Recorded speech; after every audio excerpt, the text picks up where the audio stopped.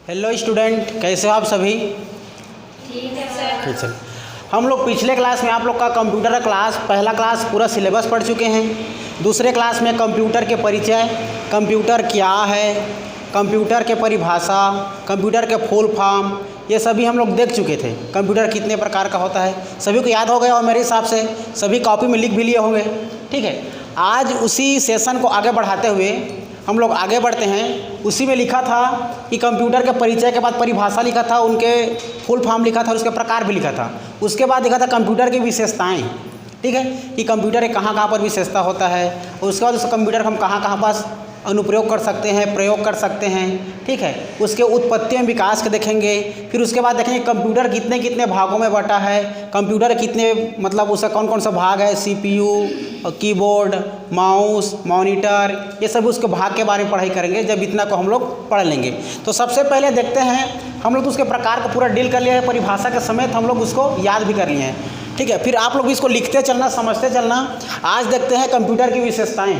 Computer की विशेषताएं क्या होती है कि उसके हम लोग कहाँ पर उसका महत्व है, कहाँ पर उसके सीमा है, कहाँ पर उसके विशेषता है, इसको समझना है हमें। ठीक है, कंप्यूटर की विशेषता को आप लोग एक ट्रिक के माध्यम से याद कर सकते हो। उस ट्रिक को याद रखो। देखो, SAID-SMS, समझ रहे हो?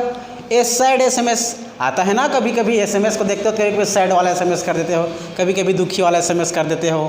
भाई जी, सोना बाबू जी, ठीक है, ये वाला। तो चलो, कंप्यूटर की विशेषताएं हैं तो सबसे पहले याद रखना है SAID-SMS। ठीक है, उसी विशेषता के बारे में याद रखना है। और इसके और बहुत सारा हो सकता है, लेकिन मुख्य रूप से कहाँ पास किया जाता है इसको मैं लिखा हूँ। इसके और बहुत सारे हो सकते हैं। ठीक है, ETC भी समझ सकते हो। तो हम लोग देखो, A से याद रखना है आप लोग को ऑटोमेशन। ऑटोमेशन मतलब होता है स्वचालित। ठीक है, देखो A से याद रखना है हम लोग को। सबसे पहले तो ट्रिक याद रखना है कंप्यूटर की विशेषता में। कंप्यूटर की विशेषता में ट्रिक क्या याद रखोगे? SAID-SMS ETC मतलब एक्सेट्रा और बहुत सारी चीज़ें हो सकता है। तो पहले जानना है A से ऑटोमेशन अर्थात स्वचालित। ठीक है, स्वचालित अर्थात इसमें आप लोग हेडिंग देखे और लिखते चलना। कंप्यूटर की विशेषताएं क्या होता है? कंप्यूटर एक स्वचालित मशीन होती है। इसको किसी प्रकार के डाटा को इनपुट करने पर या स्वयं ग्रहण करके प्रोसेसिंग करके ये हमें डाटा के रूप में मतलब इनपुट के रूप में रिजल्ट प्रदान करा देता है। समझ रहे हो? तो कंप्यूटर एक ऑटोमेशन या ऑटोमेटेड क्या होता है? मशीन होता है, जो स्वयं क्या होता है जी? स्वयं चलता है, स्वचालित मशीन होती है। क्लियर है इतना? ऑटोमेशन याद रहेगा आप लोग को। A से उसके बाद है S फॉर याद रखना आप लोग को स्पीड। ठीक है, कंप्यूटर की स्पीड इतना ज़्यादा होता है कि वो 1 सेकंड में भी लाखों करोड़ों की गणना कर सकती है। कम समय में भी बहुत सारे वो क्या कर सकता है? गणना कर सकता है। तो कंप्यूटर को स्पीड के बारे में जानना है हमें कि कंप्यूटर की स्पीड उसके विशेषता को बताता है। ठीक है, कंप्यूटर की स्पीड में अगर हम लोग हिंदी में इसका अर्थ जाने, स्पीड का क्या होता है जी? गति। ठीक है, गति। तो कंप्यूटर की दूसरी विशेषताएं हम लोग देखें तो S फॉर स्पीड, और स्पीड मतलब गति। तो कंप्यूटर की गति जो है बहुत होती है, जो कि 1 सेकंड में बहुत सारे आंकड़ों को गणना कर सकती है। याद रहे गति में। उसके बाद A से याद रखना है फिर से। ठीक है, पहला A से याद रखें ऑटोमेशन, उसके बाद S से याद रखें हम लोग स्पीड। अब A से याद रखना है, क्या याद रखना है हमें? एक्यूरेसी। एक्यूरेसी मतलब होता है शुद्धता। ठीक है, यदि कोई चालक या यूज़र समझते हो ना, हम लोग जो कंप्यूटर का चलाते हैं उसको यूज़र कहते हैं। तो कंप्यूटर को चलाने वाला यूज़र द्वारा किसी भी प्रकार के डाटा को यदि वो सही निर्धारित करके देता है तो हमारा मशीन जो है हमेशा शुद्धता को ही प्रदर्शित करेगा और शुद्धता को ही प्रदान कराएगा एक यूज़र को। ठीक है, और यदि उसको हम लोग गलत ही उसमें हम लोग टाइप कर दें अलग प्रकार, तो कहाँ से सही आंसर देगा? नहीं दे पाएगा ना। ठीक है, तो वो डिपेंड करता है कि वो यूज़र उसको कौन से डाटा को इनपुट करा रहा है। समझ रहे हो? तो डाटा पर मतलब यूज़र पर डिपेंड करता है कि वो किस प्रकार का उसको डाटा इनपुट करा रहा है। समझ रहे हो? तो ये एक्यूरेसी मतलब होता है शुद्धता। शुद्धता भी एक विशेषता है। ठीक है, शुद्धता हमेशा शुद्धता को प्रदर्शित करते हैं, शुद्धता रिजल्ट देता है ना, रिजल्ट हमेशा शुद्धता को प्रदान कराती है। ये याद रहेगा। पहला A से ऑटोमेशन, A से स्पीड, फिर A से एक्यूरेसी। ठीक है, ये याद हो जाएगा। उसका D याद रखना। D से होता है डिलीजेंस अर्थात नियमितता, निरंतरता। ठीक है, कंप्यूटर कभी थकती नहीं है। समझ रहे हो? वो एक बार के लिए हमें इंसान थक जाएगा, यूज़र थक जाएगा, बोर हो जाएगा, लेकिन कंप्यूटर हमेशा चलती रहती है। मतलब वो निरंतरता नियमित रूप से चलता ही रहेगा। ठीक है, दिन भर आप नहीं काम कर सकते, लेकिन कंप्यूटर दिन भर काम कर सकता है। ठीक है, तो डी से आप लोग याद रखो डिलीजेंस। डिलीजेंस अर्थात नियमितता या निरंतरता। ठीक है, निरंतरता या नियमितता याद रखना है, याद रहेगा। ठीक, ए से ये मैं ऑटोमेशन बोला, उसके बाद एस से स्पीड, फिर ए से एक्यूरेसी, फिर डी से डिलीजेंस। ए सेट हो गया, उसके बाद एसएमएस याद रखना है। एस फॉर याद रखना है आप लोग को स्टोरेज कैपेसिटी। स्टोरेज कैपेसिटी अर्थात स्टोरेज किसको कहते हैं? एक मेमोरी समझते हो? मेमोरी में हम लोग जो रैम रोम रहता है ना, उसमें और स्टोरेज करके रखते हैं किसी प्रकार के डाटा को जो हमारे भविष्य के लिए उपयोगी होता है। ठीक है, तो इसको जो स्टोरेज कैपेसिटी होती है बहुत सारा होता है। ठीक है, किसी में 64 GB होता है, किसी में 128 GB होता है, इस बहुत सारा होता है। वो कंप्यूटर के कैपेसिटी पर डिपेंड करता है। ठीक है, तो ये स्टोरेज कैपेसिटी बहुत ज़्यादा होता है, इसमें हम स्टोरेज करके रख सकते हैं हमारे डाटा को, जो कि भविष्य के लिए क्या होता है? उपयोगी होता है। ठीक है, स्टोरेज कैपेसिटी याद रखना आप लोग। भंडारण क्षमता, भंडारण क्षमता याद रखना है। स्टोरेज मतलब भंडारण, कैपेसिटी मतलब क्षमता। ठीक है, तो ये हो गया उसका पाँचवा विशेषता। छठवां विशेषता क्या बताता है? मल्टीटास्किंग। किसी भी प्रकार का टास्क दो कंप्यूटर को, वह विभिन्न प्रकार के टास्किंग को एक्सेप्ट कर सकता है और उसको रिजल्ट के रूप में प्रदान कर सकता है कंप्यूटर। ठीक है, विभिन्न कार्य कर सकता है, एक से अधिक कार्य। मल्टीटास्किंग मतलब एक से अधिक कार्य, एक साथ नेट चला सकते हैं, एक साथ व्हाट्सअप चला सकते हैं, एक ही बार हम किसी प्रकार कॉपी करके पेस्ट कर सकते हैं, एक ही बार में यूट्यूब देखते हैं, फिर गाना भी सुनते रहते हैं। समझ रहे हो? विभिन्न प्रकार के कार्य को हम लोग कर सकते हैं इस मल्टीटास्किंग के अंदर, है ना, मतलब कंप्यूटर के अंदर। तो मल्टीटास्किंग भी क्या उसका एक विशेषता है। ठीक, लास्ट में आ गया सीक्रेसी अर्थात गोपनीयता। ठीक है, हमारे पास जब हम काम करते हैं, चाहे किसी प्रकार की संस्था में काम करते हैं या किसी अनुसंधान में काम करते हैं या कॉलेज में या हॉस्पिटल में, तो हमें डाटा सेव करके रखना होता है। ठीक है, तो डाटा सेव करके रखना होता है, जो कि दूसरे को भी नहीं बताने रहता, गोपनीयता के रूप में रखते हैं। आप लोग भी गोपनीयता के रूप में ना मोबाइल को भी रखते हो, कोई देख मत ले करके फ़ोटो को खिंचा है तो, समझ रहे हो ना। ठीक है, तो सीक्रेसी मतलब होता है गोपनीयता। गोपनीयता याद रखना आप लोग। गोपनीयता मतलब जब हम किसी प्रकार के कंप्यूटर में उसमें डाटा को सेव रखते हैं, तो वहाँ पर हम लोग पासवर्ड सेट कर सकते हैं। ठीक है, पासवर्ड सेट करके रखते हैं, एक प्रकार क्या कहलाता है? गोपनीयता कहलाता है। ठीक है, तो ये याद रहेगा। उसकी विशेषता में ए सेड एसएमएस, क्लियर है? ए से याद रखना ऑटोमेशन, ए से, फिर ए से, डी से डिलीजेंस। ठीक है, उसके बाद याद रखना है एस फॉर स्टोरेज कैपेसिटी, फिर एम फॉर मल्टीटास्किंग और एस फॉर सीक्रेसी। क्लियर इतना? ये अब देखते हैं, हमारा हो गया कंप्यूटर की विशेषता हो गया। अब कंप्यूटर की विशेषता के बाद आगे बढ़ते हैं, कब देखते हैं कि कंप्यूटर का प्रयोग, उसका अनुप्रयोग कहाँ कहाँ कौन कौन से क्षेत्र में होता है। ये बहुत इंपॉर्टेंट हो जाती है। तो देखो, सबसे पहले जानना है हमें कंप्यूटर के अनुप्रयोग के रूप में।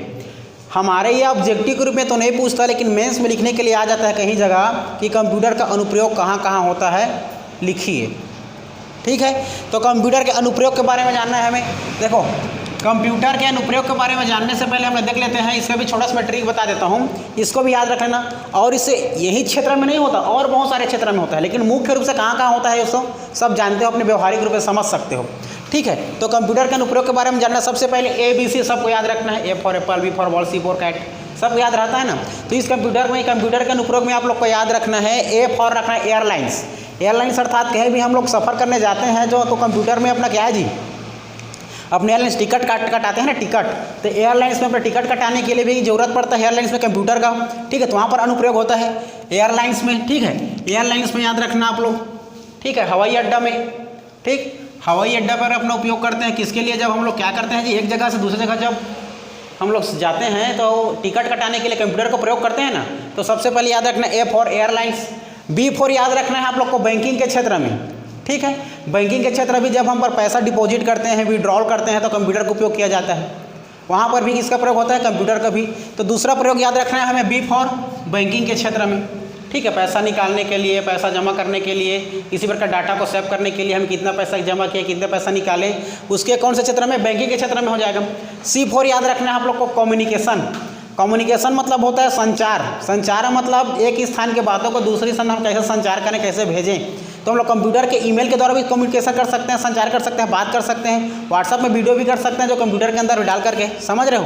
तो कम्युनिकेशन मतलब याद रखना आप लोग को संचार के रूप में भी हम लोग क्या करते हैं, इसका अनुप्रयोग करते हैं, ठीक है। उसके बाद याद रखना है आप लोग को एजुकेशन के क्षेत्र में, बड़े बड़े संस्था, कॉलेज, स्कूल में जाओगे तो एजुकेशन के क्षेत्र में कंप्यूटर भी रहता है। उस कंप्यूटर में सभी बच्चों का नाम, स्प्रेडशीट, एक्सेल में या पावर पॉइंट में क्या बनाया जाता है ना सबको प्रेजेंटेशन के लिए। तो एजुकेशन के क्षेत्र में भी हमें इसका प्रयोग करते हैं, कंप्यूटर का अनुप्रयोग। क्लियर, इतना याद रहेगा। देखो, ए से बोला मैं, ए से एयरलाइंस, बी से बैंकिंग, सी फॉर कम्युनिकेशन, ठीक है। अब ई याद रखना, एक डी को छोड़ देना, उसके बाद आना ई फॉर याद रखना एजुकेशन मतलब शिक्षा के क्षेत्र में अनुप्रयोग। अब आ गए आप लोग को HRS, ठीक है। एच फॉर याद रखना है आप लोग को हॉस्पिटल, ठीक है। बड़े बड़े हॉस्पिटल में जाओगे नाम दर्ज कराने के लिए, टिकट काटने मतलब उसके लिए सूची बनाने के लिए, ठीक है ना, पहले नाम दर्ज कराने के लिए कंप्यूटर का हम लोग क्या करते हैं, उपयोग करते हैं, ठीक है। तो हॉस्पिटल में याद रखना है, ठीक है, स्वास्थ्य क्षेत्र में हॉस्पिटल में। उसके बाद आ जाना आर फॉर रेलवे में जब भी हम जाते हैं, रेलवे में जब हमें सफ़र करना रहता है एक स्थान से दूसरे स्थान जाने के लिए, तो वहाँ पर भी टिकट कटाने के लिए हमें सबसे पहले कंप्यूटर की ज़रूरत पड़ती है, ठीक है ना।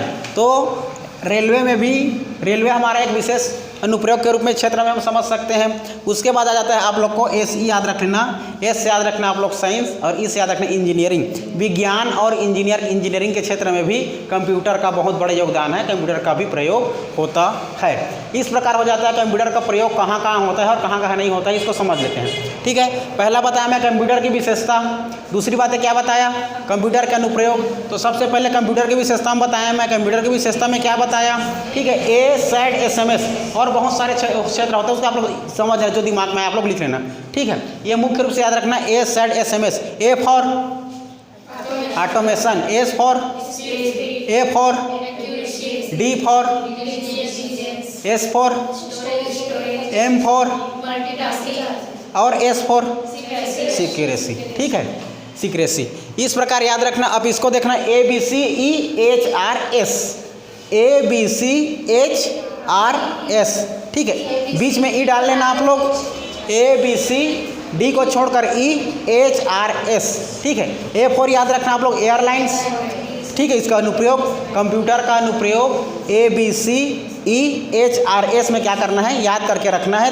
ए for airline, B for, C for, E for, H for, R for, S for science engineering. Clear है, इतना याद रहेगा, ठीक। अब देखो हम लोग को जो सिलेबस में दिया था, कंप्यूटर का परिचय हो गया, कंप्यूटर के उसके परिभाषा हो गया, क्या ये भी हो गया, प्रकार भी हो गया, उसके बाद हम लोग देखे थे अनुप्रयोग भी हो गया, विशेषता भी हो गया। अब देखते हैं कि कंप्यूटर की उत्पत्ति और विकास कौन कौन सी पीढ़ी में हुआ और कैसे कैसे उसकी विकास होते गया, इसको जानना है, ठीक है।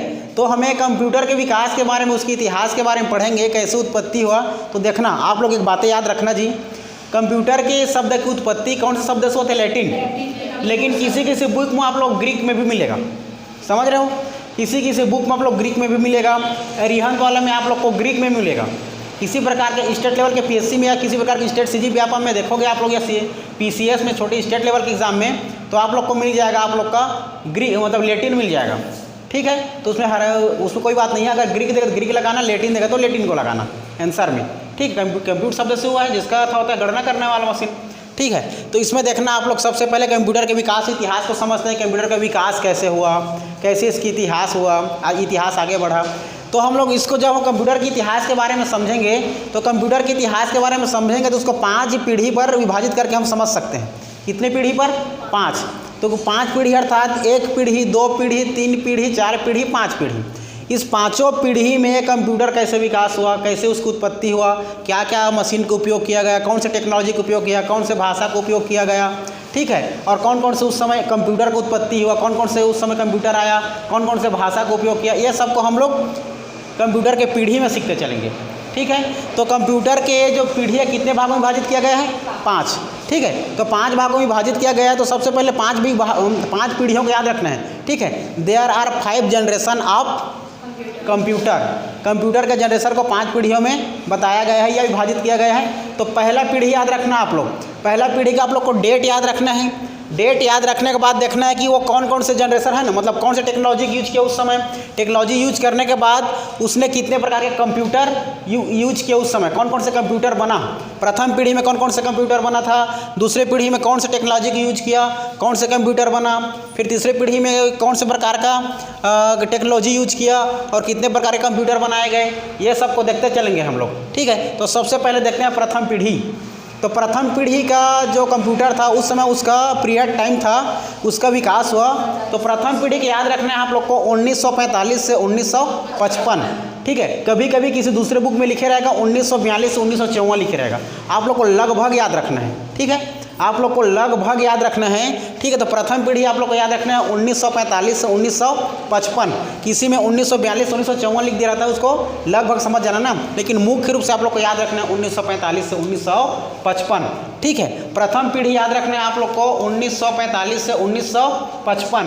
उसके बाद दूसरा याद रखना है, दूसरा याद रखना है 1955 से जी 1964। प्रथम पीढ़ी 1945 से 1955, दूसरी पीढ़ी 1955 से 1964। 10-10 साल याद रखना है। ठीक है, इसमें भी देखो 10 साल आएगा। 1964 मतलब तृतीय पीढ़ी में याद रखना है। तृतीय पीढ़ी में 1964 से 1974, किसी में 72 या 71 लिखा रहता है। ठीक, उसको भी समझ जाना। ठीक है, तो 1964 से 1974 याद रखना है तृतीय पीढ़ी में। चतुर्थ पीढ़ी में आ जाओ, चतुर्थ पीढ़ी में याद रखना है आप लोग को 1975 से 1989।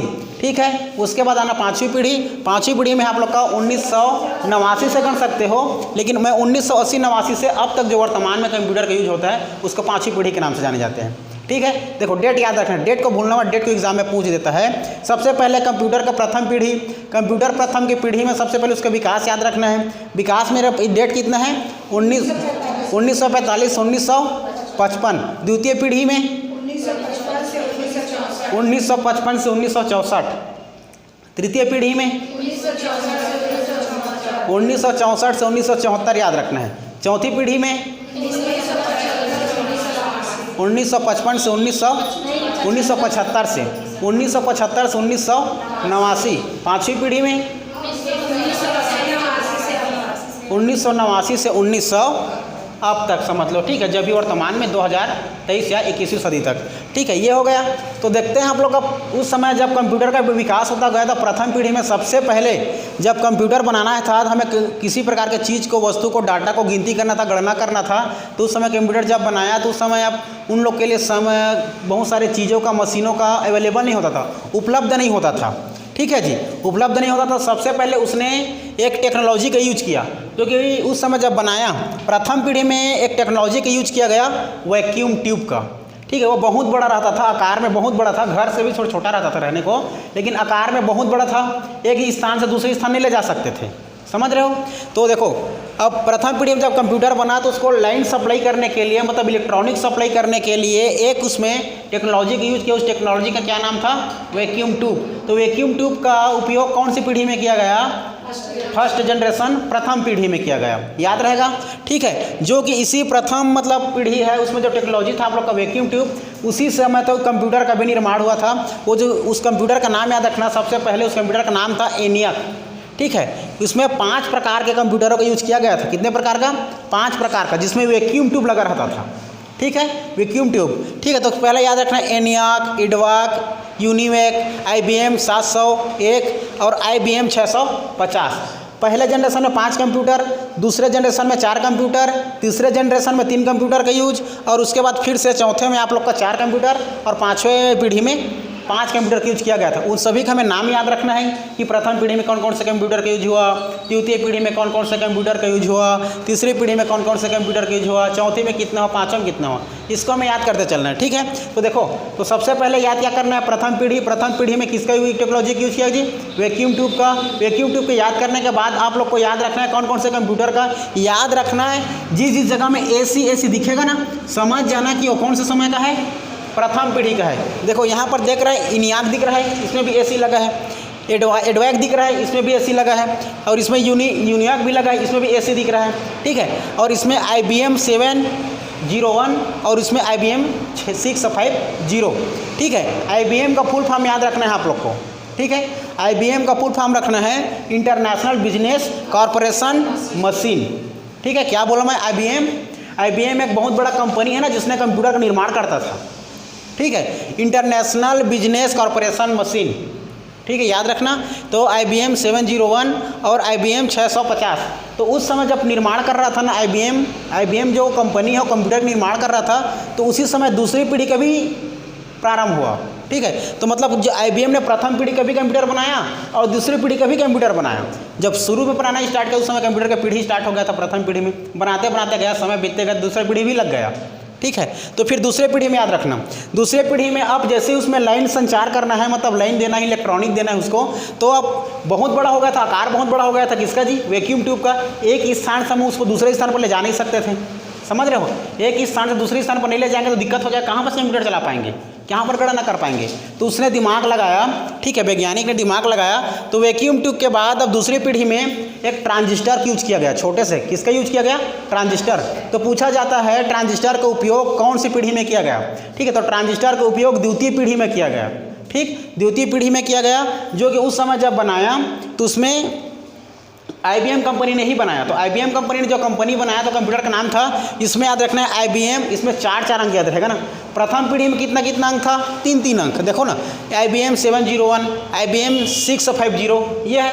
लेकिन जैसे सेकंड जनरेशन में द्वितीय पीढ़ी में कंप्यूटर जब बना तो इसमें 4 अंकों उसने बनाया था IBM कंपनी ने। IBM 1620, 1620, IBM 7094। ठीक है, फिर उसके बाद याद रखना है CDC 1604, CDC 3600। ठीक है, 3600, CDC याद रखना है, CDC IBM 1620, IBM 7094, उसका CDC 1604 और CDC 3600। ठीक है, इतना याद रखना है आप लोग को। 4 उसमें अंक होता है। इसके बाद याद रखना है आप लोग को तृतीय पीढ़ी के कंप्यूटर में जैसे ही जैसे विकसित होने गया, विकास होते गया, तो तृतीय पीढ़ी के कंप्यूटर में ट्रांजिस्टर भी थोड़ा सा भी ज़्यादा हो जाता था। ठीक है, थोड़ा सा भी मतलब सप्लाई करता था लाइन का, लेकिन वो ज़्यादा मात्रा में नहीं कर पाता था। ठीक है, तो फिर उसको क्या किया गया, ट्रांजिस्टर की जगह में उसने एक प्रोसेसर का यूज किया गया, IC, इंटीग्रेटेड सर्किट का। ठीक है, तो ट्रांजिस्टर की जगह हम क्या यूज किया जी, लाइन में सप्लाई करने के लिए इंटीग्रेटेड सर्किट, IC, उसको प्रोसेसर भी कहते हैं, याद रहेगा। पहले पीढ़ी में किसका यूज किया गया, वैक्यूम ट्यूब, दूसरे पीढ़ी में ट्रांजिस्टर, तीसरे पीढ़ी में IC, इंटीग्रेटेड सर्किट का। ठीक है, ये याद रखना। उसमें प्रथम पीढ़ी में 5 कंप्यूटर का यूज किया गया था, बता दिया हूँ, ENIAC, EDVAC, ENVIAC करके, जिसमें ACC लगता है। और दूसरे पीढ़ी में 4 कंप्यूटर को किया गया था।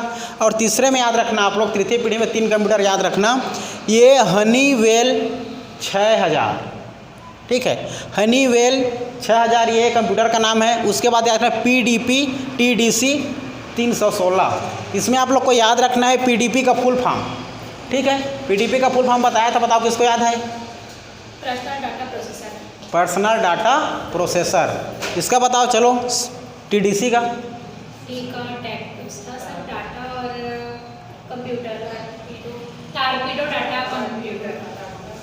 टारपीडो डाटा कंप्यूटर, देख लो अच्छे से। ठीक है, पहला याद रखना है जो तृतीय पीढ़ी कंपनी में हनीवेल 6000 कंप्यूटर का नाम है। उसके बाद याद रखना है पर्सनल डाटा प्रोसेसर। ठीक है, पर्सनल डाटा प्रोसेसर याद रखना है PDP। उसके बाद दूसरा याद रखना है TDC में टारपीडो डाटा कंप्यूटर। ठीक है, उसके बाद TDC टारपीडो डाटा कंप्यूटर। ठीक है, 316, ये तृतीय पीढ़ी का था। चतुर्थ पीढ़ी में याद रखना, चतुर्थ पीढ़ी में ये ट्रांजिस्टर IC की जगह में आप ये उपयोग किया माइक्रो प्रोसेसर किया, छोटे से प्रोसेसर जिसमें हम एक स्थान दूसरी स्थान पर जब ले जा सकते थे। ठीक है, यूज कर सकते थे। तो चतुर्थ पीढ़ी में माइक्रो प्रोसेसर याद रखना। माइक्रो प्रोसेसर के अंतर्गत उसमें एक मशीन बनी थी छोटे से, उस मशीन का नाम था, टेक्नोलॉजी का नाम था VLSI में याद रखना है आप लोग को, वेरी लार्ज स्केल इंटीग्रेटर। ठीक है, याद रखना इंटीग्रेशन। ठीक है, क्या बोला मैं, VLSI का V से याद रखना है आप लोग को, वेरी, S फॉर देखो VLSI, V से वेरी, L से लार्ज, S से स्केल, I से इंटीग्रेशन। ठीक है, ये VLSI याद रखना है, VLSI very large scale integration. ठीक है, जिसमें चिप और क्या लगा रहता था जी, सेमीकंडक्टर लगा रहता था। ठीक है, जो कि एक दूसरे को जोड़कर रखता था छोटे से। ठीक है, इसमें चतुर्थ पीढ़ी में VLSI माइक्रो प्रोसेसर का यूज हुआ। ठीक है, इसमें 4 प्रकार के कंप्यूटरों का यूज हुआ था इस समय। ठीक है, इस समय 4 कंप्यूटरों का निर्माण हुआ था, वो 1000 और उसमें भी 1000 स्टार 1000। क्रे 1 हमारा क्या है, सुपर कंप्यूटर है, और क्रे X मेगापिक्सल सुपर कंप्यूटर है, MP। ठीक है, वो भी। तो उस प्रकार 4 कंप्यूटर का प्रयोग हुआ था, चतुर्थ पीढ़ी में निर्माण हुआ था। ठीक है, अब बच गया हमारा 5वां पीढ़ी। 5वां पीढ़ी में आप लोग को याद रखना है, जितना सबसे ज़्यादा विकास हुआ ना 5वें पीढ़ी में ही विकास हुआ। ठीक, पहले हमारा प्रथम पीढ़ी में वैक्यूम ट्यूब टेक्नोलॉजी में, फिर ट्रांजिस्टर का हुआ द्वितीय पीढ़ी में, तृतीय पीढ़ी में इंटीग्रेटेड सर्किट का हुआ IC का, फिर चौथे में ना आप लोग के देखो वेरी लार्ज होता VLSI का माइक्रो प्रोसेसर का हुआ। ठीक है, 5वें पीढ़ी में याद रखना है आप लोग को अल्ट्रा लार्ज स्केल इंटीग्रेशन। ठीक है, इसमें ULSI का उपयोग हुआ। ठीक है, जिसको अल्ट्रा लार्ज स्केल इंटीग्रेशन कहते हैं, जिसमें इस समय विभिन्न कंप्यूटरों का प्रयोग हुआ, जिसका प्रयोग हम सब जानते हैं, जो करते हैं ना अभी वर्तमान में, लैपटॉप, डेस्कटॉप, पाम टॉप, ये विभिन्न प्रकार के जो कंप्यूटर है विकसित जो हुआ हमारे 5वीं पीढ़ी में हुआ।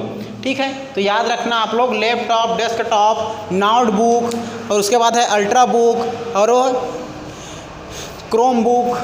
ठीक है, क्रोम बुक, इस प्रकार 5 कंप्यूटरों का निर्माण हुआ था 5वीं पीढ़ी में। याद रहेगा। ठीक है, याद करते चलना, ऐसा चलना।